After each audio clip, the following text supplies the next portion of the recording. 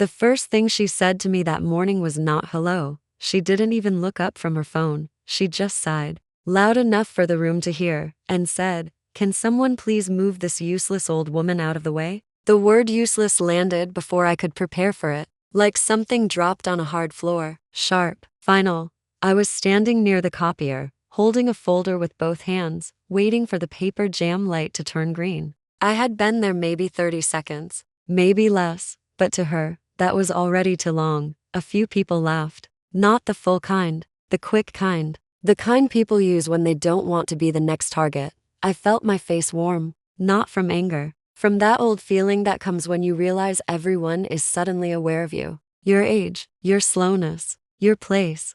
I stepped back without saying anything. I always did. The copier beeped behind me, ready now. But it didn't matter. She had already brushed past, her perfume, sharp and sweet, her heels loud against the floor like punctuation marks. She snatched her papers. Still talking. "I swear they should have forced retirement years ago," she said. Half to her phone, half to the room. "This place moves at the speed of fossils." I stood there with my folder and waited for the copier to cool down again. No one said my name. No one asked if I was okay. They went back to their screens and keyboards, eyes safely down. This was not new. But something about the way she said it this time stayed with me. Useless, old woman. She was young. Late 20s, maybe. Always dressed sharp. Always in a hurry. Always speaking like the room owed her speed. Her name was Clara. She had started 6 months ago and already acted like she owned the place. Not just confident, certain. Certain that she would rise. Certain that people like me were just background. Furniture that hadn't been cleared out yet. By noon, the story had already spread, not about what she said, but about how she said it. She really went there. Someone whispered near the break room, bold. Someone else said, like it was a compliment, "I ate my lunch at my desk that day." I didn't want to hear it again. I didn't want to see her. But the day wasn't done with me yet. Around 3, there was a meeting. A last-minute one. The kind that shows up in your calendar without warning, mandatory attendance. I almost didn't go. My head was heavy. My chest felt tight in a way that had nothing to do with my heart, but I went. I always went.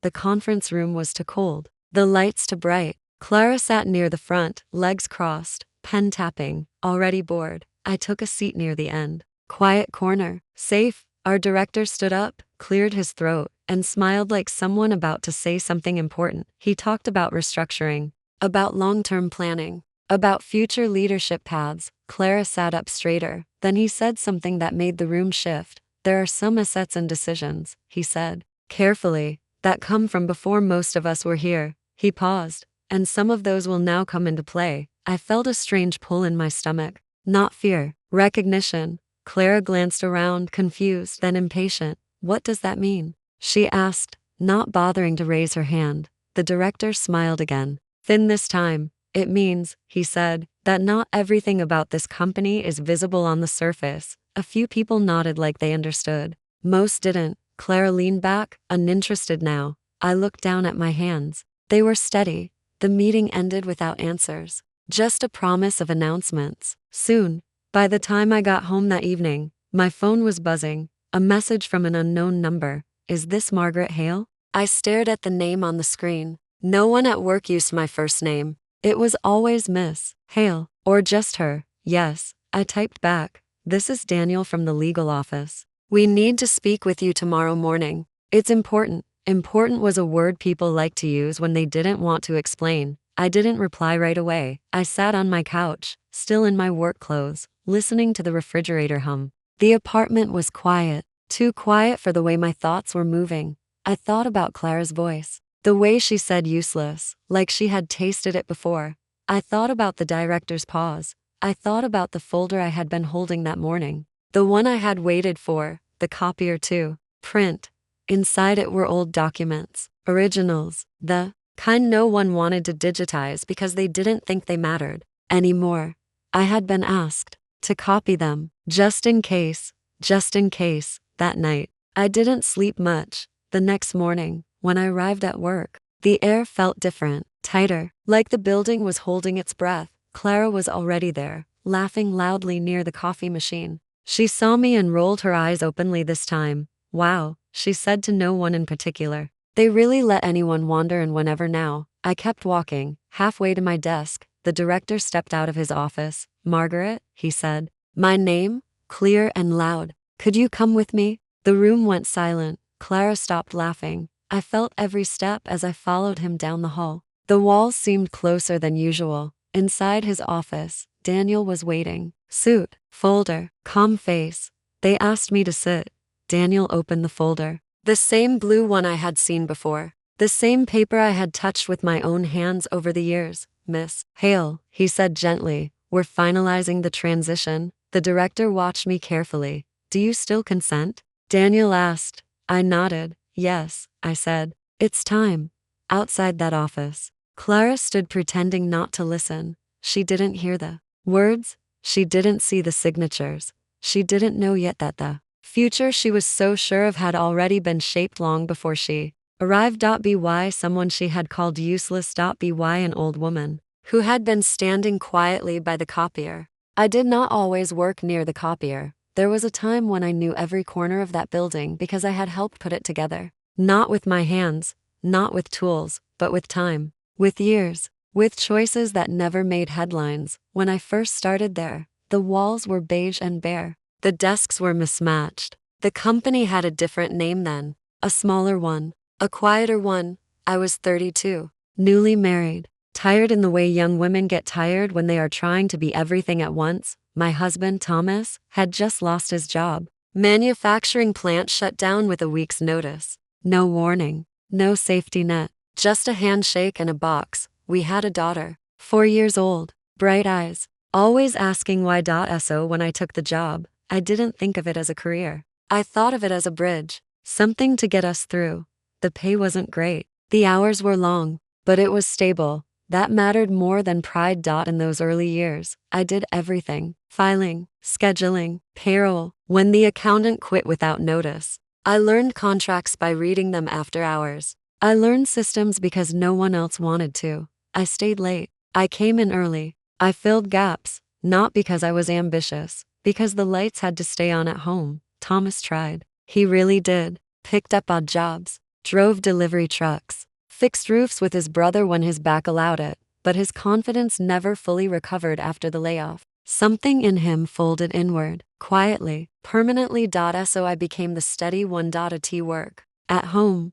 Years passed like that, one after another. The company grew, changed names, merged, expanded. People came and went. I stayed, not because I was afraid to leave, but because leaving would have meant starting over. And I had a child to raise. Our daughter, Emily, grew up in the rhythm of my schedules. She knew which nights I'd be late, which weekends I'd be tired. She learned early not to ask for expensive things. She never complained. That's something I still carry with me. The way she adapted without being asked. When Thomas got sick, everything slowed down, not all at once. Just enough that you didn't notice until you were already behind. It was his lungs. Years of dust and strain and cigarettes. He swore he'd quit. Treatments helped for a while, then less. I used my vacation days to take him to appointments, my sick days, my lunch breaks. I didn't tell my coworkers everything. I never wanted pity. I just needed flexibility. The company gave it to me, quietly, without paperwork. Those were the years when the founder still came in sometimes. Mr. Caldwell, older man, sharp eyes. He noticed things. One evening, he stopped by my desk. You're still here, he said. I nodded. Just finishing this. He looked at the stack of reports, the ones no one wanted to touch. You always do, he said, not accusing, just observing. He asked about my family, about Thomas, about Emily. I didn't know then why he cared. A year later, he asked me to witness something, sign something, just in case. He said. It was an agreement, old-fashioned, paper-heavy. He explained it simply. I built this company with a lot of help, he said. Some of that help didn't come from people with titles. I didn't think much of it. I signed where? He asked. Stored copies where he told me to. Life moved on. Thomas passed away 3 winters later, quietly, at home, in his sleep. Emily was in college by then, on a scholarship, working 2 jobs, still not complaining. I went back to work a week later. I needed the routine, the normal. The company had grown again by then. New leadership, new language, efficiency, optimization, youth. I was no longer asked to solve problems, just to manage them. To keep things moving, my desk moved closer to the copier. People stopped asking how long I'd been there. They stopped asking anything at all, but I knew things. Where things were kept. Why? Some decisions had been made. I remembered names no one else did. And sometimes that mattered. Emily graduated, moved away, started a life of her own. I downsized. Smaller apartment, less noise. Work became quieter too. More emails, fewer conversations. Then Claire arrived. She came in like a fresh wind, loud, confident, always talking about ideas, about change. T first. I liked her energy. It reminded me of myself once, but she didn't see me that way. To her, I was part of the background. She planned to replace. She never asked my name. She never needed to. That morning by the copier wasn't the first time she had dismissed me, just the first time she did it out loud. When Daniel called me into the office, all of those years lined up in my mind, not as a list, as a feeling, like something finally reaching the end of its path. After that meeting, nothing changed on the surface. I went back to my desk. Clara went back to her calls, but underneath, everything was already moving. I went home that night and opened a box I hadn't touched in years, old files, copies, letters. Not because I was planning anything, because I wanted to remember. The days after that meeting felt heavier, even though nothing looked different. The same desks, the same hum of computers, the same coffee that tasted burnt by 10 in the morning. But people spoke softer around me, not kinder, just careful. I noticed it first in the pauses. Conversations stopping when I walked by. Emails being rewritten before they were sent. Clara noticed it too. She didn't know why yet, but she felt the shift. And it bothered her. She started watching me, not openly, just enough to let me feel it. Her eyes following me when I stood up. Her voice changing when she spoke near my desk. One afternoon, she stopped me as I was heading to the break room. "Hey," she said, like we were equals. Like we had always spoken. I turned. "Yes?" She smiled, tight, polite in a way that wasn't warm. "I heard you were pulled into the director's office the other day," she said. "Everything okay?" It was not concern. It was inventory. "I'm fine," I said. "That's good," she replied. "Just making sure. You know how these things go. Restructuring can be stressful." I nodded. She leaned closer, lowering her voice. "I'd hate for you to feel overwhelmed," she added. "This place is changing fast." There it was, a warning dressed as kindness. "I've seen change before," I said. "I'll manage." Her smile slipped for half a second. After that, the pressure became subtle but constant. She started correcting my emails. Not for mistakes, for tone. She'd copy managers on small issues, ask questions that didn't need answers. "Should we still be routing this through Margaret?" She'd write, "Just checking for efficiency." Once, she moved a stack of my folders off my desk without asking. "Thought I'd clear some space," she said. "You don't need all this old stuff anymore." Old. I didn't argue. I never did. But I took note. Inside, something was tightening. Not fear, not anger, awareness. I had lived under pressure before. Real pressure. Medical bills, night shifts, loss. This was different. This was control. And Clara needed it. She began holding meetings without inviting me. Meetings about processes I still handled. I'd find out after. Through incomplete notes. Through decisions already made. When I asked for clarification, she'd sigh. "We covered that," she'd say. "I assumed you were looped in." Assumed. Once in front of others, she said, "We need people who can keep up." Her eyes flicked to me. No one responded. At home, I felt the weight settle into my shoulders, into my sleep. Emily called one night. I didn't answer right away. "I don't know," I said finally. "Maybe. Do you want them to?" I thought about that. "I want peace," I said. There was a pause. "Then don't give them your silence," she said. That stayed with me. The next week, Daniel emailed again. Short, direct.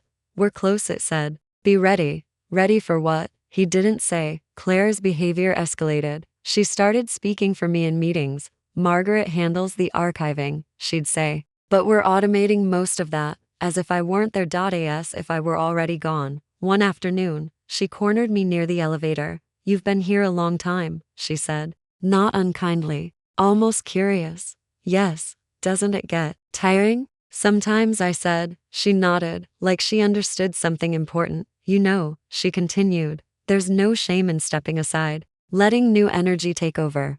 I looked at her then. Really looked. She wasn't cruel. Not truly. She was afraid. Afraid of slowing down. Afraid of being overlooked one day. Afraid of becoming invisible. I've stepped aside many times, I said. It didn't erase me. She frowned. That's not what I meant. I know, I replied. That night, I opened the box again. Read the letters. The signatures. The clauses written in careful language. I wasn't supposed to use them as leverage. They were never meant for that. They were meant as protection for the company, for its future, and for the people who had carried it quietly. At work the next day, Clara announced another meeting. Mandatory, she said. Leadership only. She didn't include me. But an hour later, the director stopped by my desk. Margaret, he said softly, you should attend. Claire's jaw tightened when she saw me walk in. She didn't say anything, but the room felt charged. This was no longer about efficiency. It was about who would be believed and who would be remembered. The meeting room was fuller than I expected. Not just managers, not just leadership, people from legal, people I had not seen on this floor before, people who were calm faces and spoke very little. Clara noticed them too. She sat straighter. Her confidence shifted into something sharper, defensive. The director cleared his throat. Thank you all for coming on short notice, he said. This won't take long. He nodded toward Daniel. Daniel stood, opened his folder. The same blue one. He did not rush. As many of you know, he began. This company has gone through several structural changes over the years. Mergers, rebrands, leadership transitions. He paused. What is less known, he continued, is that some foundational agreements were put in place before most of you arrived. Claire raised her hand halfway, then dropped it. Her jaw was tight. These agreements, Daniel said, were designed to protect the long-term stability of the company, especially during periods of rapid change. He turned a page. One such agreement involves ownership contingencies. The room shifted. Someone leaned forward. Someone else crossed their arms. Clara spoke up. I'm sorry, but how is this relevant to today's agenda? Daniel looked at her calmly. It's relevant, he said, because we are now activating one of those contingencies. The director looked at me. Margaret, he said, this is where you come in. Every eye in the room turned. I felt my pulse in my ears, but my hands were steady. Daniel continued. Years ago, Mr. Caldwell entered into a private agreement. In recognition of sustained service and operational stewardship, a portion of controlling interest was placed in trust. He let that sit. That trust, he said, names a single beneficiary. Clara laughed once. A short sound. This is ridiculous, she said. Who? Daniel closed the folder. Margaret Hale. The room went silent. Not dramatic silence. The kind that happens when people are doing math in their heads. Clara stared at him, then at me, then back at him. That's not possible, she said. She stopped herself. Daniel did not react. It is documented, he said. Signed, witnessed, reviewed, and effective as of this quarter. The director spoke again. This means, he said carefully, that Margaret now holds majority ownership. Someone whispered my name. Clara stood up. You expect us to believe, she said, voice rising, that this was just hidden? That someone like her enough, the director said sharply. Clara froze. Daniel looked at her. Not unkindly. This was not hidden, he said. It was respected. Clara's face flushed. So what, she said, she just decides everything now? I finally spoke. No, I said. My voice surprised even me. I don't decide everything.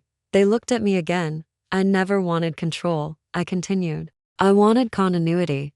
I looked around the room, at faces I recognized, faces I didn't. This company survived because people showed up, I said. Not because they were loud, but because they stayed. Clara shook her head. This is insane. Daniel slid a document across the table. This is your promotion track, he said to her. It was based on assumptions that no longer apply. Her breath caught. What assumptions? She asked. That you understood the full structure, he replied. That you respected it. The room stayed quiet. I stood slowly. I'm not here to punish anyone, I said. I'm here to protect what was built. I looked at Clara. You called me useless, I said calmly. But I was never absent. Her mouth opened, closed. For the first time since I'd known her, she had nothing to say. The meeting ended without applause, without celebration, just understanding. That afternoon, Clara packed up her desk, and no one told her to. She chose to leave. She didn't look at me as she passed. I watched her go, not with satisfaction, with clarity. The office felt quieter after Clara left, not empty, just settled. Her chair was gone by the next morning. The space where she had sat looked the same, but everyone noticed it anyway. People always notice when something loud disappears. No announcement was made. No email explaining her departure. Life simply adjusted around the absence. I expected something to change inside me. Relief, maybe. Or triumph. But mostly, I felt tired. Not the heavy tired that comes from stress. The softer one. The kind that comes when something long and tight finally loosens. I went back to my desk. The same one near the copier. Someone had fixed the paper jam. The green light stayed on. A young man from accounting stopped by mid-morning. "Miss Hale," he said, then hesitated. "Margaret, I smiled. "Either is fine." He shifted his weight. I just wanted to say, I didn't know about everything. Most people didn't, I said. He nodded. "I'm glad it's you." Then he walked away, a little embarrassed by his own honesty. That happened more than once that week. Small moments. Quiet acknowledgement. No one treated me like a hero. And I wouldn't have known what to do if they had. What changed was the tone. People slowed down when they spoke to me. Not because they were afraid. Because they were listening. The director asked me to move offices. I declined. "I like my desk," I said. "It reminds me to stay where the work is." He didn't argue. Daniel stopped by once more, just to finalize things. "Are you sure you don't want a more active role?" he asked. "Board seat. Public authority." I shook my head. "I've already led in the way that fits me," I said. He smiled. "That's rare." Emily came to visit that weekend. She stood in my kitchen, looking around like she always did, taking in the smallness, the quiet. "You okay?" she asked. "I am," I said. "And mend it." She hesitated. "I heard what happened." "News travels," I said. She smiled. "I'm proud of you." That mattered more than anything else. At work, things continued, processes improved, people collaborated more. There was less rushing for the sake of looking important. No one called anyone useless. Once, I passed the copier and saw a new hire waiting impatiently. She caught herself, stepped back, and smiled at me. "Sorry," she said. "Go ahead." I shook my head. "You were first." She smiled wider. I never spoke to Claire again. Months later, I heard she'd taken a job elsewhere. A bigger title. A faster place. I hoped she found what she was looking for. As for me, I kept coming in every morning. Not because I had to, because I wanted to see things through. One afternoon, I opened the old box one last time. I read Mr. Caldwell's letter again. The one he'd written in careful handwriting. "Some people build with noise," it said. "Others build with patience." I put it back, closed the box, and let it rest.